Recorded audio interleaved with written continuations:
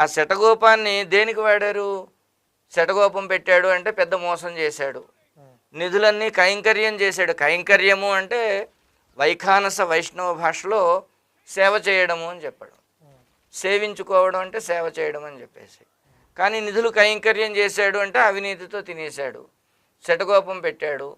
ఇలాగ మీకు మనం దేవాలయంలో ఇన్నాళ్ళు చేతిలో పువ్వు పెడితే మనం చెవికి పెట్టుకొని వచ్చేవాళ్ళం. ఇవాళ చెవిలో పువ్వు అనేటువంటి పేరుతోటి నువ్వు నాకు చెవిలో పువ్వు పెట్టమాక అంటే అర్థం ఏంటి? నన్ను మోసం చేయకు. చెవిలో పువ్వు ఒక సినిమా కూడా ఉన్నట్టు. చెవిలో పువ్వు అనేది ఒక సినిమా వచ్చింది ఒకప్పుడు. ఇలాగా చాలా భయంకరమైనటువంటి భాషా వ్యతిరేక వినిమయం జరిగింది. ఈ వినిమయంలోని మనం కూడా చప్పట్లు కొట్టేశాం. పంగనామాలు పెట్టొద్దు, యగనామం పెట్టొద్దు. ఈ పదాలన్నీ కూడా బ్రాహ్మణ సంస్కృతి అనండి, లేకపోతే